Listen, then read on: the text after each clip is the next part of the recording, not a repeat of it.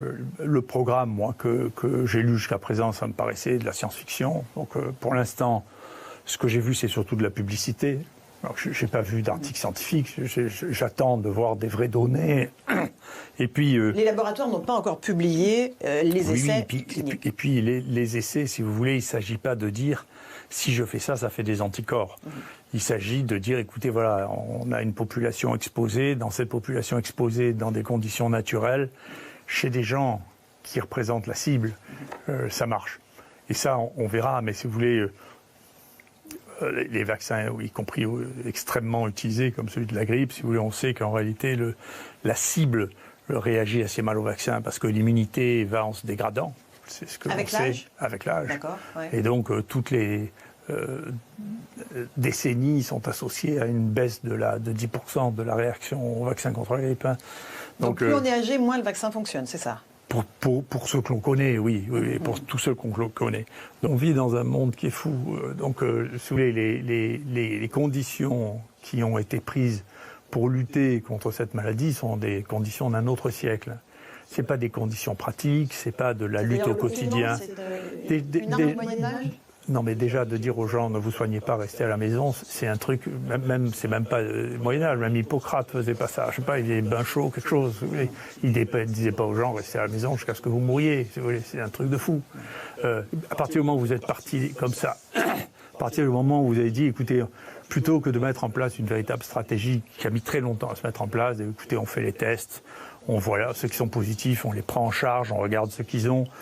Ceux qui sont négatifs, ils peuvent rentrer chez eux. Plutôt que de mettre en place une véritable stratégie de prise en charge des malades, on a cru que c'était une gestion qui allait pouvoir se gérer politiquement et non médicalement. À partir de ce moment-là, les politiques ont cru depuis le début qu'il y allait avoir une baguette magique. Cette baguette magique, leurs experts qui ont l'habitude depuis 20 ans de travailler avec l'industrie pharmaceutique ont cru que ça allait venir de l'industrie pharmaceutique qui allait trouver une baguette magique. Le vaccin ? Non, d'abord le remdesivir. Oui. Okay. Le remdesivir, souvenez-vous qu'ils se sont encore fait rouler à la farine il y a quelques jours en achetant pour 2 milliards de vaccins d'un médicament dont moi je dis depuis mars que ça ne marche pas. On va y revenir dans un instant. Mais maintenant, sur les vaccins. non mais encore une fois c'est la même chose, c'est maintenant. Il n'y a plus cette baguette magique, donc la nouvelle baguette magique, ça ne va pas être de lutter, de faire le métier. Ça, pour résoudre les combats, il faut se battre à la vietnamienne. Là, vous voyez. Il ne faut pas se battre comme Napoléon III. Vous voyez, on a une défaite et tout s'écroule.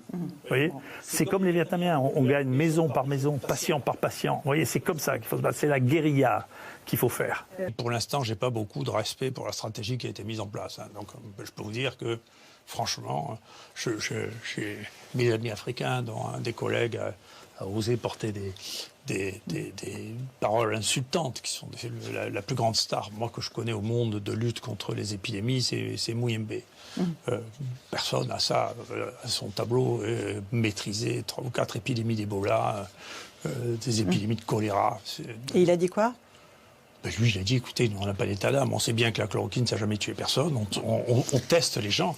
Vous savez, la stratégie de nos pays, et la France n'a pas été la pire de ce point de vue-là, l'Angleterre, là, sur lequel le truc, vous vous rendez compte qu'ils ont fait un programme de vaccination qui a été repris par l'OMS. Les Américains ont fait pareil, d'évaluation thérapeutique, sans exiger qu'il y ait au moins un test diagnostique. Mais vous vous rendez compte, le niveau, il y a... En Afrique, on ne fait pas ça. Personne ne fait ça en Afrique. Pour faire un diagnostic, on fait un test. On n'inclut pas dans des essais thérapeutiques, pour la folie de faire des essais thérapeutiques, des gens dont on ne connaît pas le diagnostic, quand même.